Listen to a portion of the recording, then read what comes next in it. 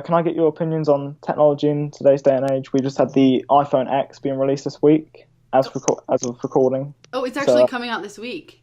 Oh, oh no, okay. it was announced. It was announced. Sorry. Oh, it was announced. Okay, yeah. I Yeah. think I was reading that it was coming out soon, but I didn't know, yeah, if it was this week or whenever. But okay, so technology, obviously, it's a great thing, but then it's also a bad thing. There are definitely pros and cons, and I think most people will agree.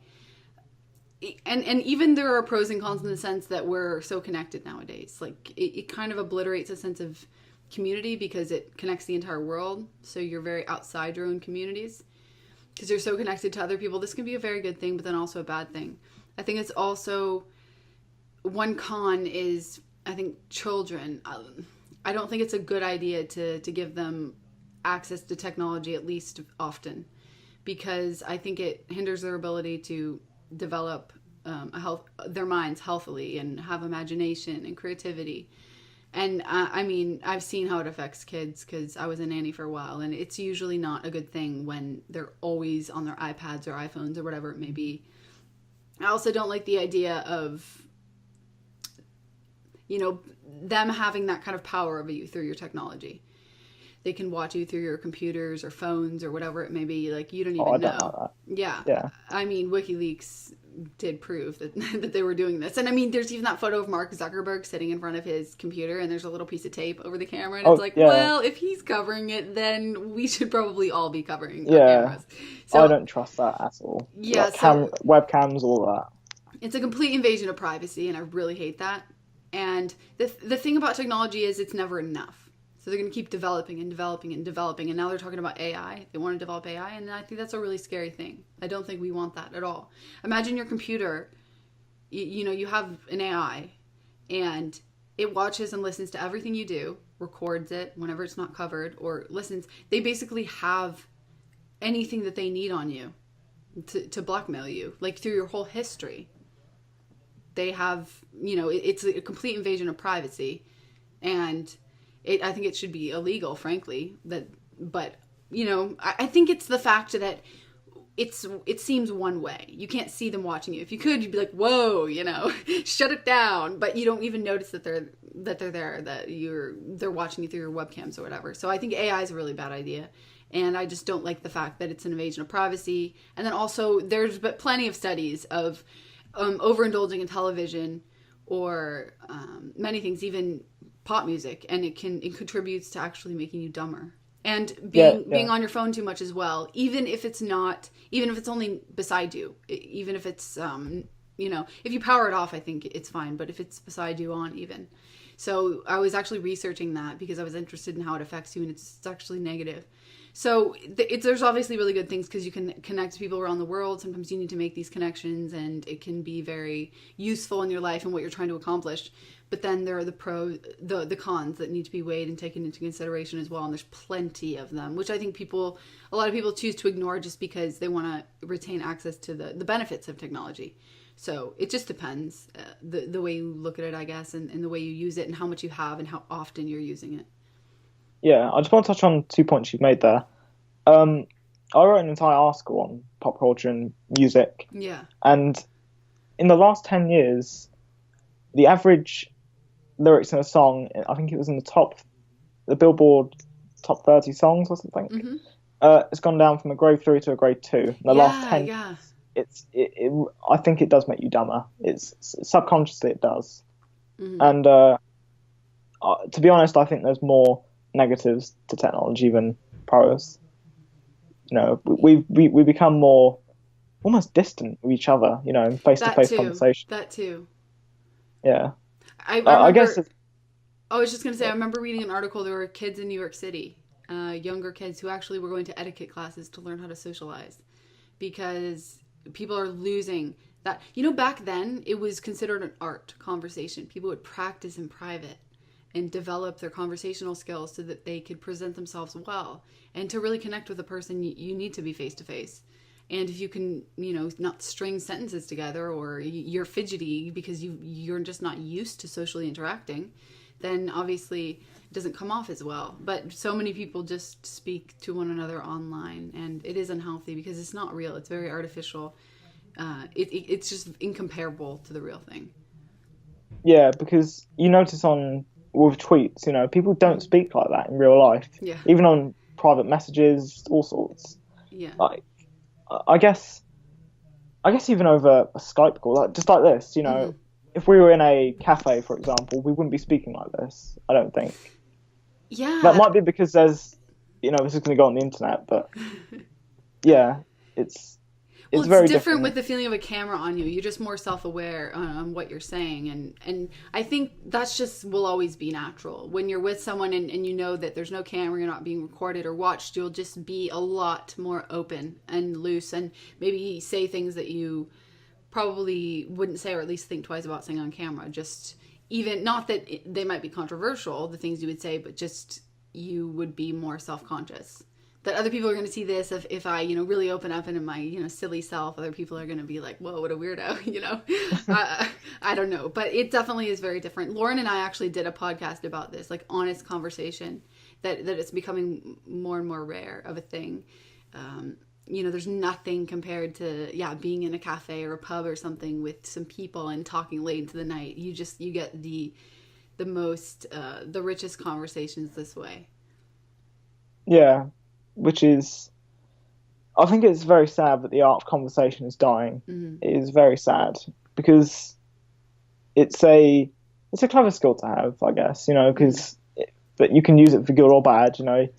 You can manipulate people to, I don't know, if you're a salesman, you could manipulate people to buy. That's part of it. But there's definitely pros to it as well. I'd say in this case, the pros outdo the cons. Mm-hmm. And you might I would imagine you'd be more successful because there's an element of charisma to that. When you can present yourself very well and speak eloquently, I think that it's very attractive to a lot of people. Maybe because people, whether they realize it consciously or not, it's becoming a more and more rare skill to have. People had it in droves back then, but nowadays it's more and more rare that you find people that are just very, very good at this. Yeah, which I respect those people because they're keeping an art alive that is dying, and I'm sad to say probably will die in the next sort of 40 years, and it'll be people like you and me that keep this. That will be the last sort of, I guess, beacons of hope for it coming back.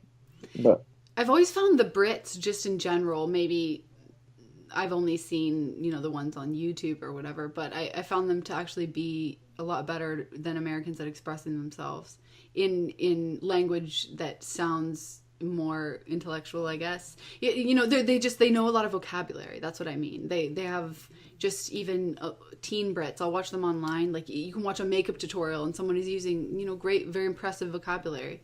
It's maybe it's our education system. I'm not sure, but they just seem to have better English. This is what I mean. So not necessarily, that one is more intelligent than the other. It's just more a better vocabulary and a way of speaking. Like Milo, for example, he's very, very talented at speaking. Yes, I'd say it's probably to do with upbringing as well. Mm-hmm. But I'd say that's more of a stereotype. I guess it does hold true in some cases, but I could show you quite a few people where that's the complete opposite. Yeah, the BBC lately. Have you seen those articles they've been putting out where it's like, what are you even saying? They're like their headlines are like slang. It's like, I haven't seen that. I'll send you some later. I don't know who is writing their headlines, but it's like they've hired someone that's completely illiterate. Yeah, I can show you videos after. I'll show you a video after. Yeah, I'm sure that I'm probably completely wrong, but it's just something maybe in my mind because they seem just more refined and speak very eloquently, and I probably haven't seen enough of London, and when I go there I'll be like, whoa, okay, I was wrong, but at least I don't know what it is. Maybe it's their accents. I guess, no offense, but I think you've been reading too many books and movies about British people. I actually don't read a lot of British books. Really? Well, I actually some of them. I like. I never really liked. Actually, I'm trying to even think of a British book that I like. I watch like the BBC shows sometimes. They're pretty good. I never watched like Downton Abbey. I never got into that. But I do like the style of those kind of miniseries and TV shows that they make. So, and BBC makes a lot of actually really good quality ones. Although it also could be because of the fact that I feel like the golden age of storytelling is in television right now. The television is such better quality than the movies. And you even see, larger celebrities, they're actually kind of migrating to TV. And all the good writers are moving to TV. So movies, though, nowadays, for the most part, are just absolutely terrible. Yeah, they are. Yeah. And we're probably going to get into an argument about this, but I have to say our comedies are better. You what? Yeah, comedies are better. No, actually, I agree. I don't ever watch comedies in the US. I find them actually really stupid because they seem to think in the same way that horror movies think that violence is scary instead of actually psychological horror, like Psycho, the old one. It's so well made. It is just spectacular, and it's very eerie. I think that comedy thinks that crudeness and just being really sexually perverse is funny, but it's not. They're attributing these two things or they're equating them, but they're not. To be truly funny, you have to be very clever. Very intelligent. And also comedy is one of the most difficult genres to get right because humor doesn't transcend to different cultures. A lot of cultures have their own specific humor that they enjoy. But things like very myth-based stories, like Lord of the Rings, for example, can translate to the entire world a lot more easily. But this is the problem with comedy. But I do find British comedies to be good. I think it's my least watched genre because I usually watch movies alone, and I love to watch comedies when I'm with people just because it's more enjoyable. And I don't know, I'm always working, so I don't really socialize a lot unless I'm on vacation. So I have been now this week, but other than that, I'm just working. It's pretty sad. Yeah, but I don't know if it's because our humor's different, but it's kind of like black humor, like dry humor. You have a lot of dark and dry humor. That I just love that. It appeals to me because I have very dark humor as well. Yeah, we've got some very clever comedy. You know, we've had Mr. Bean. You know, because it's silent comedy, and I find that to be very, very clever because he doesn't say a word throughout the entire series at all. But you laugh just as much as, perhaps even more, than comedies where there's dialogue. Mm-hmm. One movie I found to be really funny, although I don't think it was British, but because Colin Farrell was in it, and he's Irish, I believe. It was called In Bruges. It was kind of this black comedy, kind of a more indie film. It wasn't very big, and I found it to be really funny. It's kind of like a drama comedy. So there's some really like heavy parts, but then also they lighten it up a lot with humor. Yeah. Yeah. I'd say we do quite a good few rom-coms as well. You do have some really good ones. Yeah. Yeah. Bridget Jones, you know. I find her so hilarious. I never saw the new one, but I think I watched the other ones with like friends in high school, and I liked her personality. It was endearing. I think it was very easy to make a character like that extremely annoying, but I found it endearing and believable. It was cute. Yeah, but I'm not saying all our rom-coms are good in movies. You know, 500 Days of Summer, American. You know, I thought I cried so much when I went to go see that when I was about 12. What, 500 Days of Summer? Yeah, I don't remember really liking it. Maybe it was just my mood. I remember being kind of bored. But maybe this is probably what it was. Whenever a movie like gets blown up and people are like, it's the greatest thing since sliced bread or whatever. And then I go see it and I'm like, eh. I tend to enjoy movies when I don't know much about them and there's not a lot of hype. And then I go and I'm pleasantly surprised. Like one that I really loved that I absolutely knew nothing about. I didn't even see a trailer. Was Taken with Liam Neeson. Oh, yeah. I remember just going into the theater and watching that, knowing nothing about it and just loving it. I was so interested. Yeah. That's how I was with 500 Days of Summer. I picked up on DVD after. Okay. Yeah. And watched it. Yeah. Every time after like a heartbreak when I was a teenager, I'd watch that. And it was, oh God. Yeah. I don't know. I guess it's, now I think back about it, it was nice to escape, but it's really embarrassing now I think about it. No. What's your favorite genre? Do you like comedy? Is that your favorite? I'd probably say horror. Horror. Yeah, It there's has to be some very clever horror. horror. I think the genre is very misunderstood nowadays. The structure of horror, because it's a very symbolic genre and people don't really know how to write it anymore. There's some great ones from the past, people that really understood it, but it's just when it becomes I don't mind violence in movies. It doesn't bother me when the whole thing's violence or like jump scares. I'm just like, you've lost me. But I do like the horror genre, although it's not my favorite. I do really like the kind of gangster genre.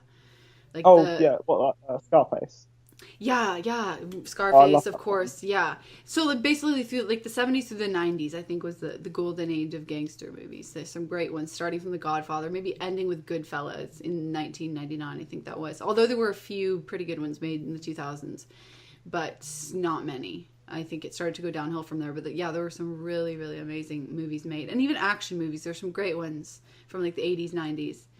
I love Die Hard, the first one. That's a great movie. Or Lethal Weapons. Yeah, so, and I really like war movies as well, and also martial arts movies. So any movie with boxing or martial arts I love, like Warrior or Cinderella Man. Even sports ones too, like car ones. Like Rush. I really loved this movie. It was one of my favorites I ever saw. Probably because of the character. I really liked, the character was based off a true story. Niki Lauda. Have you seen it? I've heard of it. I know bits It's a and really parts good. of the story. Yeah, I really enjoyed the movie, especially because it was a true story. And then I also like the war movies. There's so many good ones that have been made, like from Black Hawk Down to Saving Private Ryan to, there's so many.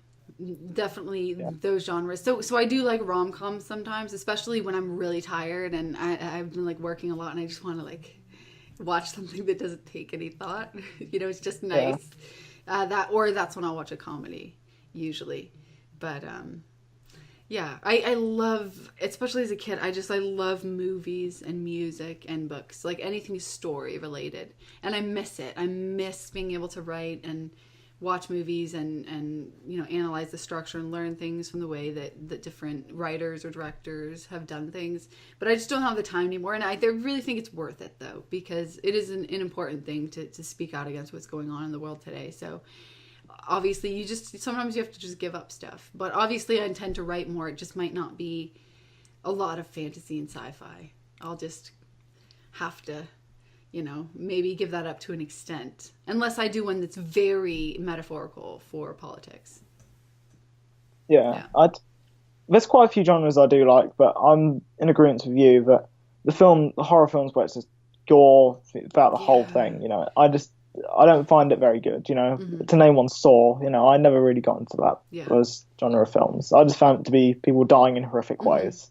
That's probably another downside of technology, is the fact that they can do so much in movies today that it takes away from the story. They feel like they don't have to develop a story and characters and really make just wonderful films like they used to, like Casablanca, It's a Wonderful Life, on the Waterfront, Sabrina. There's so many just amazing movies they made back then, and it had nothing to do with CGI and explosions. It was just, you had a real story with people that seemed real and stories that evoked emotion and really had the power to affect you. Nowadays, an explosion doesn't do it for me, unless it's placed at the perfect, a build up to something. But they're forsaking character. And stories have power. They really do. Like, there's certain books that have been written that have profoundly affected society, when they were published. Just one being 1984, for example. And so I think that people, if you understand the power that a story can have, then maybe you'll treat it as more of a sacred thing than what they do nowadays. At least many people. There are still some very talented people. I really like Christopher Nolan, for example.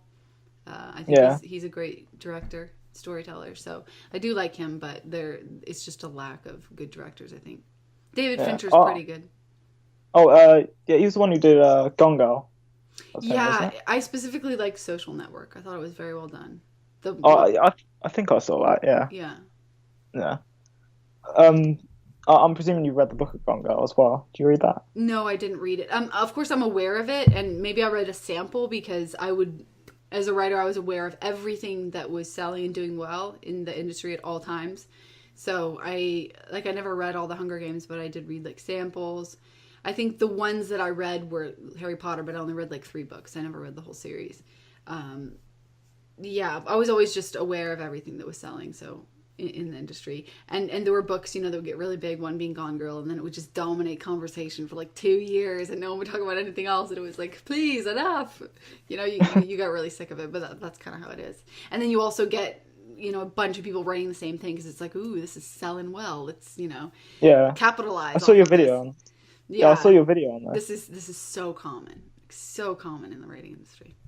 Yeah, there's 2 books I can think. Or there's a book similar to Gone Girl that I can think of where it's pretty much the same thing. Well, they made a movie of it as well, and personally, I thought the movie was. Oh, was it Girl on the Train? Is that what it was called? Yeah. Yeah, I never read that book or saw the movie.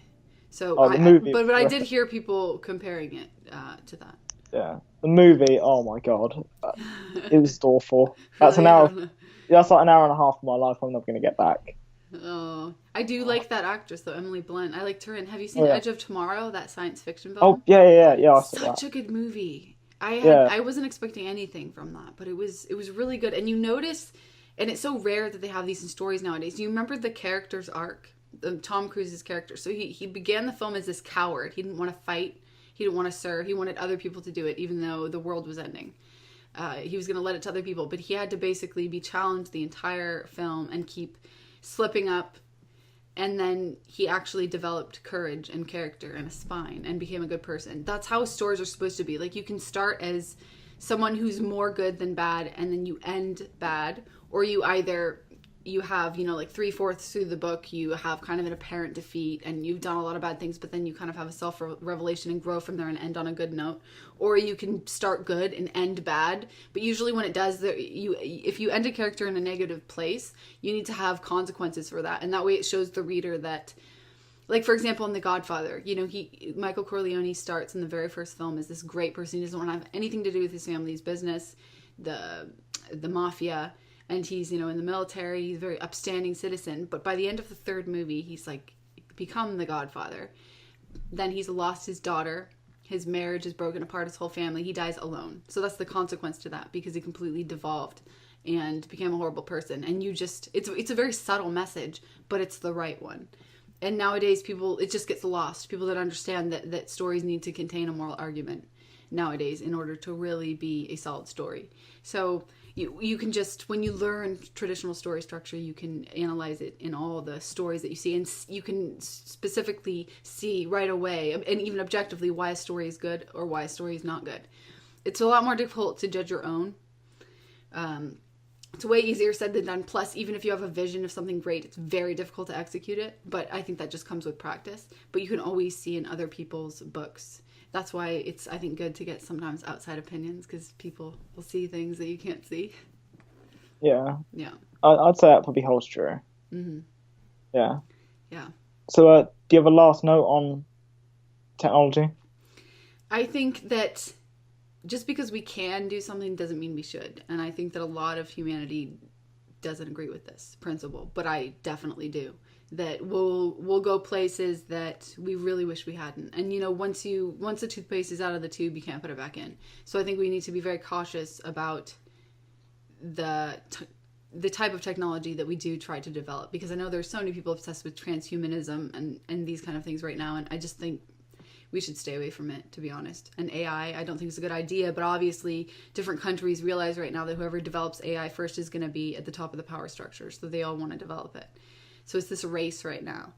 And just hearing some of the things that these people trying to develop this technology, like Elon Musk, say, to me, it makes me very wary.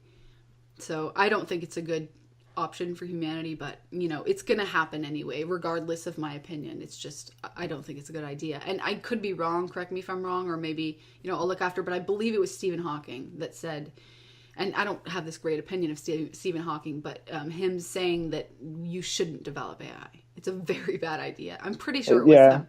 I'm pretty sure, but if I'm wrong, I'm sorry. But I'm pretty sure it was him, yeah. And I just think that it's a dangerous thing, and we should have a balance with technology. And yeah, as I said, just because we can do it doesn't mean we should. And that's probably my final note on that. Yeah, to be honest, I'm I'm much more radical than you on technology. You know, personally, I think social media, absolute cancer to the world. Yeah. It is awful. I think we should not even touch VR, not one bit, you know, but if that's games or, I shouldn't say this in front of you, but porn, you know, we should not touch that at all. And definitely AI, we should not touch it at all. Yeah, I would agree with you there for sure. Traditionalism. Yeah. So can I get your thoughts on this? Yeah, traditionalism, it's very difficult to define, but what I use is because a lot of people have different interpretations of what traditionalism is. And when I speak about traditionalism, the reason I like to speak about it is because I think the alternative, you know, feminism and this independence and divorce and not having children, too much attention is given to it. So I just want to show the other side, that there's a side where, you know, you can get married, stay together for life, have a large family. And this is what I want to show people, that there's more, or there's this option. So that's why I like to focus on it. But I also think it's a very healthy and beautiful existence. I was raised in this. I come from a family of 8 children, including myself. My mother is very educated, has a master's, speaks multiple languages and all these things, but she decided to be a stay-at-home mom and give up a career for this. And I always, you know, I really respect that. But I had a wonderful upbringing. And so this is why I like it. And I kind of define it mainly by having the nuclear family. I think it's a very important thing, strong family units to a society that is healthy and it's going to progress. And I think that the family has completely been obliterated. First of all, you have so many people that just aren't incentivized to get married anymore, especially men, because they just get the short end of the stick, you know. There's no fault divorce, judicial bias in the family courts, it goes on and on and on. And divorce is so easy and so common nowadays. And plus, nowadays, marriage was treated very different back then, in the sense that people wouldn't, you know, have sex before marriage, kids before marriage, live together before marriage. Nowadays, they do it all. So it's basically the same thing as marriage, except you have a piece of paper you've gone through. Obviously, I'm Catholic, so it's a sacrament to us. But for a lot of people, they go to the courthouse or wherever they get married, and they have the piece of paper that says they're married. So that's the difference. But it really isn't. I mean, what are you doing in your life that's any different? Because people just live the same way before marriage as after nowadays. So traditionalism, to me is mainly focusing on the family, because I think it's the foundation of a strong society. So that's what I like to talk about the most. Mothers, fathers, children, strong family. And then, you know, a lot of things can be incorporated, like masculinity, femininity, why it's a good thing. Why are we trying to completely obliterate it and say that men should be feminized and women should be, you know, made to be embrace their masculine side or whatever. And I have no problem with, like, for example, women in the workforce. Like, I'm not trying to condescend them and say it's a horrible thing. If that's what you want to do, if you really don't like kids and don't want to get married, don't want to be a mom, maybe you wouldn't make a good mom. So be in the workforce, or someone who's a mom and has to work as well, you know. But it's more like, what I hate is when people treat a stay-at-home mom or the housewife as inferior, as something to be looked down upon, and that you're accomplishing nothing. It's a very, very honorable, noble role, way greater than being a career. It is much higher. Yeah. You know, taking care of children, raising the next generation. You know, though I used a quote in one of my videos that the hand that rocks the cradle is the hand that rules the world. It's true, because you are raising the next generation. It's very difficult, very time consuming, very sacrificial, because obviously you don't get paid for it. So I wanted to bring back some respect for that role, because I think it's so important, and we're losing it. And as our society crumbles, you know, we're losing all sense of community. It's the foundation, the most important community. And then obviously you have, like, your community. You could live in one, you know, you could have your community at church, you could have your community in your neighborhood, and then, you know, even your country is a sense of community, all these things. But the most important and the most basic is the family, and it's just being completely destroyed. So we just don't see it anymore. And those are the things I want to shine a light on. And it's also not saying everyone needs to live this way, you know, and trying to force people into a role they don't want. It's more just talking about, you know, the pros of it, and why it's a good thing for society, what it was, and why it would help our society, which is getting worse and worse every day, it seems, if we returned to this sense of tradition. Yeah, I think it's something it should be protected at all costs because, well, it's worked for thousands of years, and to suddenly change it, it's you go back to the phrase which is, if it ain't broken, don't fix it. And I think that holds true. I think it's probably my generation, or it's probably millennials who are pretty much the guinea pigs for this entire sort of social justice, progressivism experiment. Yeah. And there's so much at risk. It's not something to be messed with. I mean, we're losing so much just in every area. Even you examine art that reflects our culture nowadays. It's for the most part just disgusting, whether it's music, whether it's actual art, paintings. I mean, back then there was such a difference with the way people would do these things. There was actually talent involved. There was actually, you could see intellect. There was actually intelligence used. And back then it was about, you had to be, who is the best? It was a competition. Nowadays it's like your interpretation of all these things, and people try and make it all intelligent. In modern art, I hate modern art. I hate modern architecture. Oh, same. This is one of my favorite things about Europe. It's the architecture. When I go there, I can look at it for hours. I went for almost 3 months back in 2013. I was in Poland, Germany, and France, and I spent so much time in churches and museums, and I enjoyed it so much. It's such a different world from the architecture here. And I know it's not like, the grass is green or anything like that. It's just I appreciate their architecture there a lot. Yeah. Kind of the aura of it all. But yeah, there's just so much that was fought for, that was developed, that was given to us, that we're just handing away. And it's really sad. Yeah. Modern art, I'm the same as you. I just hate it.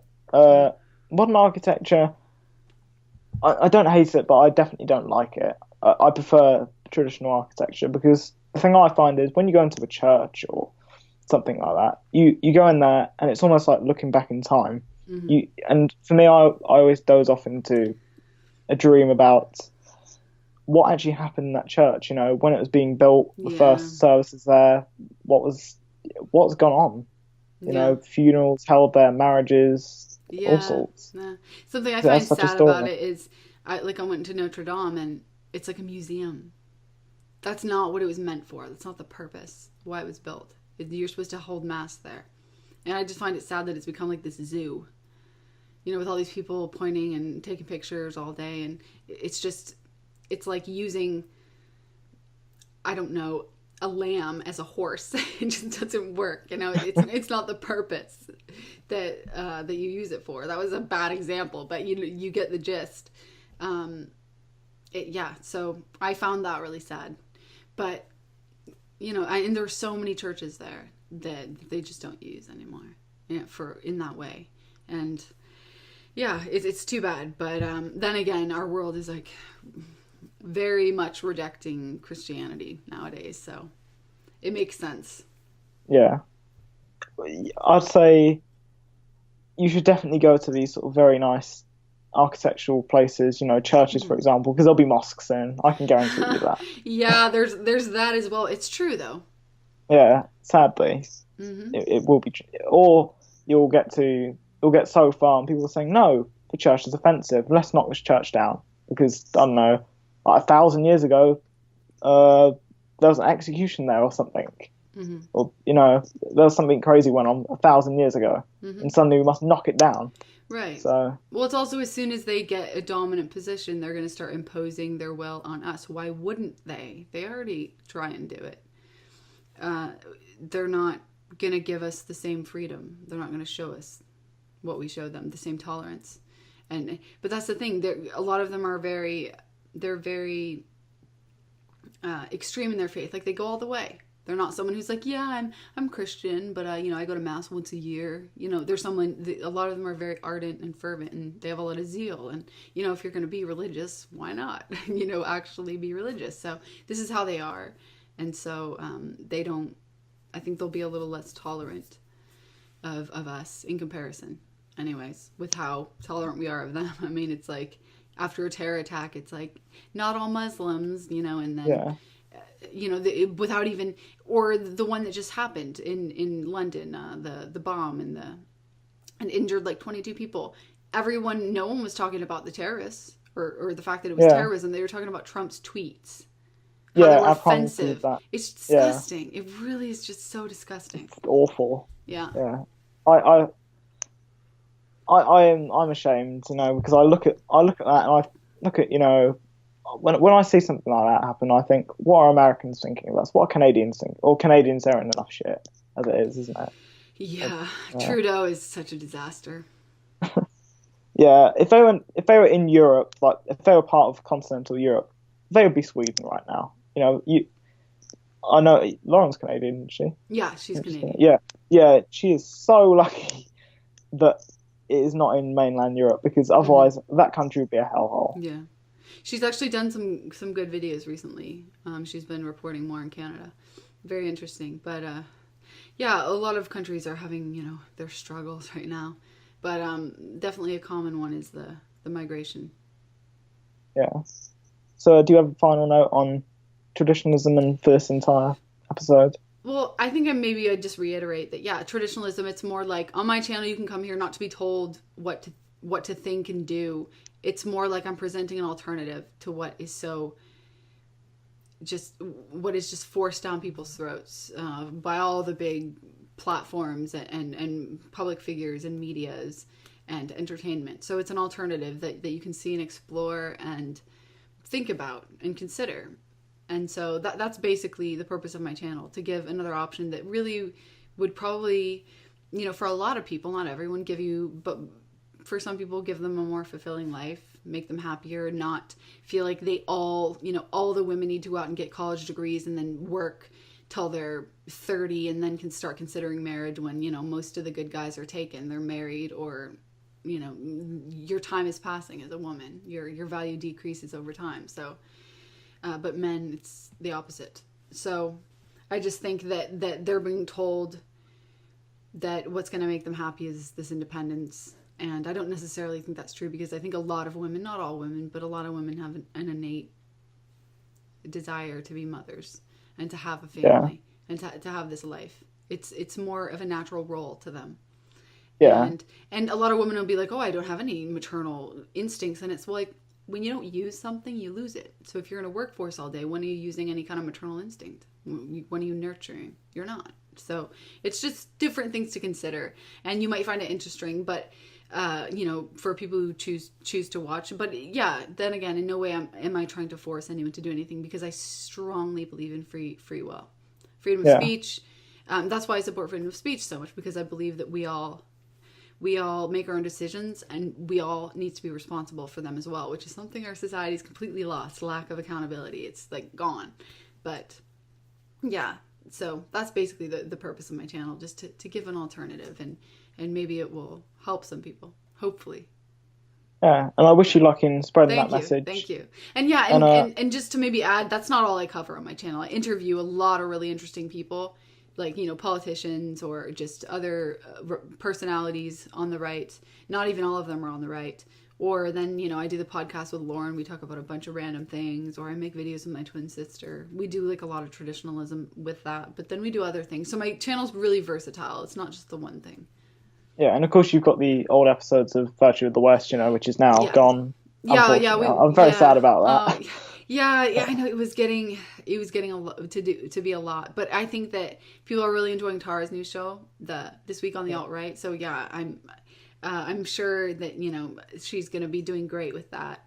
And then because Nicole and I actually initially started together, my twin sister Nicole, and then she kind of wanted to step back, and she did for a while, but then she decided she wanted to come back, and so I really just I love making videos with her.